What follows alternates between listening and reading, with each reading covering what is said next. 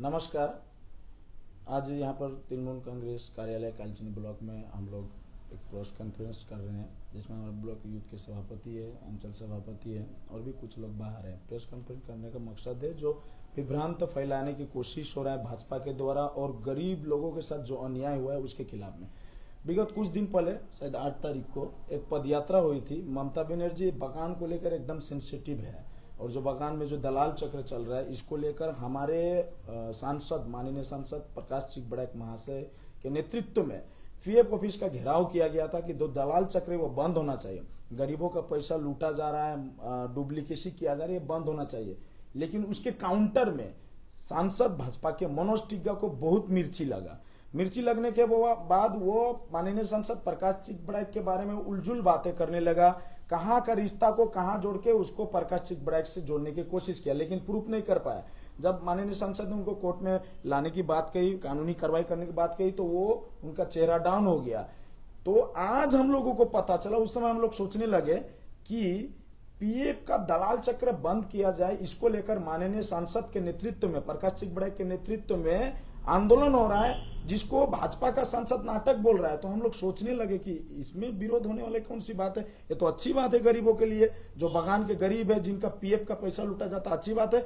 आज हम लोग को पता चला कि मिर्ची क्यों लगा। मिर्ची लगने का कारण यह है कि उनके विधायक दलाल चक्र से मिलकर मरे जिंदा व्यक्ति को मरा हुआ बनाकर, डुप्लीकेट आधार बनाकर, डुप्लीकेट डेथ सर्टिफिकेट बनवाकर और वेरीफाई करके बजाते सील सिग्नेचर के साथ में पीएफ का पैसा क्लेम करवा रहा है। इसका प्रूफ हम लोगों के पास है। इसीलिए भाजपा के सांसद को आज बहुत बड़ा मिर्ची लगा और हमारे माननीय सांसद प्रकाश चिकबड़ाक के पास उन्होंने उलझुल और ये जो पीएफ के खिलाफ जो हमारा आंदोलन, इसको उन लोगों ने नाटक बोला। अब यहाँ पर देखिए आप लोग, जो यहाँ पर आप लोग देख सकते हैं, क्लेम किसके नाम में हुआ? नीरज मुंडा के नाम में। आपको जानकर हैरानी होगी कि नीरज मुंडा को यहाँ पर विशाल नामा ने एक सर्विंग फैमिली मेंबरशिप सर्टिफिकेट के रूप में इशू किया है। बगान या किसी गवर्नमेंट ने नहीं, विशाल नामा का सिग्नेचर विशाल नामा ने इशू किया। नीरज मुंडा को विडो बताया, यानी कि वाइफ ऑफ बताया है। आपको जानकर हैरानी होगी, चैलेंज है विशाल नामा को। नीरज मुंडा इस बुधराय संताल का वाइफ नहीं है, वाइफ नहीं है। वो दूसरा जगह का है, लेकिन उसका वाइफ नहीं है, उससे दूर दूर तक का रिश्ता नहीं है। बुधराय संथाल अभी भी जिंदा है, जिसको मरा हुआ बनाकर विशाल नामा ने क्लेम किया। इसमें आप लोग साफ साफ देख सकते हैं जो क्लेम किया। मान लेते हैं डेथ सर्टिफिकेट इशू किया म्युनिसिपैलिटी ऑफिस से। आजकल डिजिटल का जमाना है। उन्होंने सांसद महोदय को, प्रकाश दा को बोला कि पढ़ा लिखा नहीं है, एक सांसद होकर ऐसे बात करते हैं। आज के डिजिटल जमाना में कोई भी डुप्लीकेसी करता है, इसलिए तो वेरीफाई होता है, इसलिए तो चेक होता है। कंप्यूटर का जमाना है, कोई भी निकाल लेता है कहीं से कुछ भी। आप बिना वेरीफाई किए हुए आप कैसे उस पर सिग्नेचर कर दिए, कैसे क्लेम किए? आज यहाँ पर जो नीरज मुंडा को वाइफ बताया गया, अगर बगान का मैनेजर के द्वारा क्लेम होता तो क्या होता? बगान का मैनेजर पंचायत को पूछता या फिर वहां का लाइन चौकीदार को पूछता या वेरीफाई करता कि ये नीरज मुंडा का पत्नी है कि नहीं है। आपने किससे वेरीफाई किया? और एक सवाल है विशाल नामा से कि ये जो नीरज मुंडा के नाम में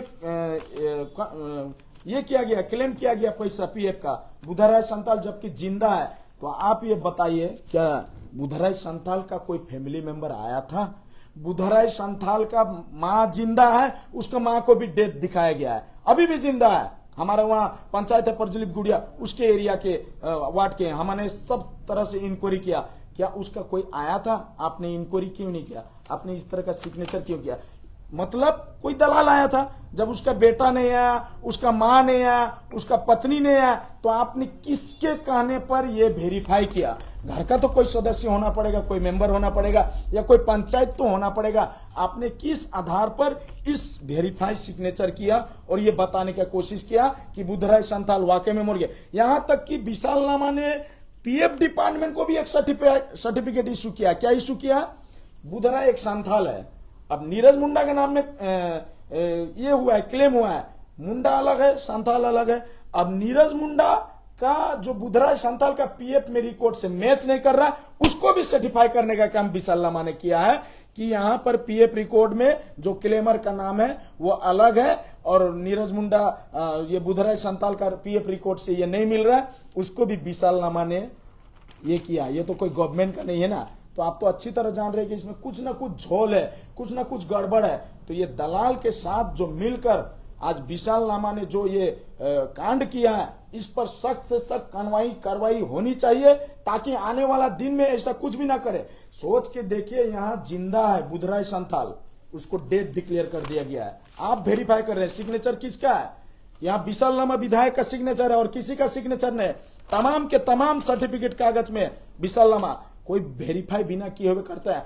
आज प्रशासन की ओर से किसी भी सर्टिफिकेट में आज जो डेथ सर्टिफिकेट इशू किया है, जो सिग्नेचर किया है वो फंसेगा ना, वो जवाबदेही होता है। तो इसी तरह जितने क्लेम है या फिर जो भी सर्टिफिकेट आप सर्टिफाई किए हैं कि ये नीरज मुंडा है बोल के, ये आपने किसके आधार पर या किस वेरीफाई के आधार पर किया। अब दूसरी नंबर बात पे आते हैं कि वे दावी करेंगे कि आधार कार्ड पे यहाँ पर नीरज मुंडा जो आधार कार्ड है इसको देख के उन्होंने किया है। तो नीरज मुंडा जो आधार कार्ड है वाइफ हो, यहाँ पर बुधराज संथाल लिखा हुआ है। आधार कार्ड कहां पर बनता है माननीय महोदय, आप जरा बताने की कष्ट करेंगे। यही पोस्ट ऑफिस में बनता है, यही स्टेट बैंक में बनता है, यानी कि आपका सेंट्रल गवर्नमेंट के द्वारा डुप्लीकेसी हो रहा है। ये आप प्रूफ कर पाइएगा, ये सेंट्रल गवर्नमेंट के द्वारा डुप्लीकेसी हो रहा है, इसका जवाब विधायक को देना होगा। तो हमारा यही डिमांड है कि इस तरह का जो मैंने नीच हरकत हुआ है और ये भाजपा विधायक और दलाल का जो साठगांठ है ये उजागर हुआ है, इसी को रोकने के लिए माननीय सांसद प्रकाश सिंह ब्राइक ने हमारे पीएफ ऑफिस का घेराव किया। तृणमूल चाय बागान श्रमिक यूनियन के नेतृत्व में पीएफ ऑफिस के दलालों का जो दलाल चक्र चल रहा है इसको बंद करने के लिए तो मनोज टिग्गा को मिर्ची लगा और पर्सनल अटैक करने लगे। जो प्रकाश सिंह बड़ाइक का रिश्तेदार बताया गया, हम चैलेंज करते हैं, उसका कोई रिश्ता में नहीं लगता है। जो फलाकाटा का बेग या विश्वजीत बेग के नाम पर जो रिश्ता जोड़ा गया उसका कोई नहीं लगता है। लेकिन हमारे पास प्रूफ है, विशालनामा ने विभिन्न प्रकार के कागजों में साइन किया। ये क्लेम आप लोग देख सकते हैं, यहाँ पर नीरज मुंडा के नाम में किया है। आपको जानकर हैरानी होगी, नीरज मुंडा का उससे कोई रिश्ता ही नहीं। तो आधार कार्ड भी डुप्लीकेट बनवाया विधायक और दलाल ने मिलकर, आपका डेथ सर्टिफिकेट भी डुप्लीकेट बनाया, सारा चीज डुप्लीकेसी होके आज उजागर हुआ है। इसलिए भाजपा वाला को मिर्ची लगा था। तो मैं तमाम लोगों से यही बोलूंगा कि इस तरह के जो भी आप ये जो पावर दिया गया विधायक को, ये पावर को छीनना चाहिए सेंट्रल गवर्नमेंट। और एक बात आप लोगों को जानकर हैरानी होगी, और पेपर दिखा रहे हैं, सेविंग फैमिली मेंबरशिप सर्टिफिकेट, ये पीएफ के द्वारा डाउनलोड करने पर, पीएफ ऑफिस के डाउनलोड करने पर मिलता है, कोई गवर्नमेंट ने इशू नहीं किया। इस पर वेरीफाई विशालनामा का है। विशालनामा ने ये वेरीफाई किया है कि नीरज मुंडा फलना का वाइफ है और इसके आधार पर इसके लिए क्लेम किया है, इसको रुपया दिया जाए बोल के। तो किस आधार पर किया, इसका जवाब तो विधायक को देना होगा। और पीएफ ऑफिस किसके अंडर में, तो पीएफ ऑफिस बिना इंक्वायरी किए हुए, फील्ड विजिट किए हुए क्यों? हम लोग यहाँ से फोन किए पंचायत को, हम लोग यहाँ से फोन किए वहां के आम जनता को, तो उन लोगों ने बता दिया कि नीरज मुंडा कुछ नहीं लगता है बुधराज संथाल को। तो एक विधायक एमएलए है कालचिनी ब्लॉक का, उन्होंने क्यों इंक्वायरी नहीं किया कि नीरज मुंडा कौन है? ये नीरज मुंडा या दलाल के कहने पर आपने ऐसे ही सर्टिफाई कर दिया और पैसा दिला दिया। तो इसका हम लोग पुरजोर विरोध करते हैं और इस पर इंक्वायरी होना चाहिए, इंक्वायरी बैठना चाहिए और जो दोषी है, चाहे विधायक हो या जो भी दोषी है, उसको सख्त सख्त सजा मिलना चाहिए, ताकि आम लोग जो बागान में सुबह से पत्ती तोड़ते हैं, चाय बागानों में बाघ का हमला होता है, सांप गोजर बिच्छू का हमला होता है, उसके बावजूद जो पत्ती तोड़ते हैं उसका पीएफ का पैसा खाने वाले दलालों को कड़ी से कड़ी सजा मिलना चाहिए। इसका हम लोग पुरजोर विरोध करते हैं। একটা বিষয় বিশালনামা আজকে প্রেস কনফারেন্সে অভিযোগ করেছে যে 20 বার মিটিং হয়েছে মিনিমাম ওয়েজেস নিয়ে, 20 বার, এবং এখনো অবধি 400 মিনিটে মিনিমাম ওয়েজেসটা কি হবে সেটা ডিক্লেয়ার করতে পারবে না সরকার। সরকার চাইলে একদিনে করে দিতে পারে, কিন্তু 20 বার মিটিং করে ওরা ডিক্লেয়ার করতে পারছে না। ওনারা হয়তো ভালো করে জানেন না, ওনারা সস্তা রাজনীতি করে। আমাদের 20 বার হোক বা একবার হোক, তৃণমূল কংগ্রেস যখন আসলো তখন যেই ধাপে আমাদের ওয়েজেস বাড়তো, তৃণমূল কংগ্রেস আসার পরে একবারে ওয়েজেস বাড়ছে। আমার আসামে জিজ্ঞাসা করুন তো বিধায়ককে, ওইখানে তো ওদের ইয়ে আছে, মানে সরকার আছে, কত টাকা বাড়ছে। আজকে আমাদের পশ্চিমবাংলায় তো বাড়ছে, তারপরে বাগান খোলা নিয়ে বা বাগানে আরো স্কিমগুলো দেওয়ার চেষ্টা করতেছে, ক্রেশ হাউস থেকে শুরু করে হসপিটাল দেওয়ার চেষ্টা করতেছে, অ্যাম্বুলেন্স দেওয়ার চেষ্টা করতেছে মমতা ব্যানার্জি। আরো যদি এরকম হয়ে থাকে, শ্রম মন্ত্রণালয়ের সঙ্গে ডিপার্টমেন্ট সঙ্গে বসা হয়েছে, ওয়েজেস তো আগেও বাড়ছে, আরো বাড়বে, নিশ্চয় বাড়বে। ক্রাইটেরিয়া আছে, সিস্টেম আছে, সেই সিস্টেমের মধ্যে আসলে নিশ্চয় বাড়বে। আরেকটা অভিযোগ করেছে শেষ 2009 সালে চা শ্রমিকদের ইএলপি এক্সট্রা লিভ প্রাইস বেড়েছিল 2009 পর থেকে, আর ইএলপি বাড়েনি, এবং এই গভর্নমেন্ট আসার পরে ইএলপি 1 পয়সাও বৃদ্ধি হয়নি। না, এটা ভুল তথ্য আছে। ওনারা এই যে ভুল তথ্য আপনাদেরকে দিয়েছেন, আপনারা যদি ভালো করে ইনকোয়ারি করেন, সেই এলপি সম্পর্কে উনি হয়তো জানেন না। ভালো করে ইনকোয়ারি করলে ইএলপির যে আছে মেয়াদ আছে বা ইএলপির যে সিস্টেম আছে, সেই সিস্টেমের মধ্যে আমাদের গভর্নমেন্ট সুন্দরভাবে কাজ করেছে। ওনারা আপনাদেরকে যে ভুল তথ্য দিয়েছে সেটা আমরা মানছি না, এটা ভুল, পুরোপুরি ভুल।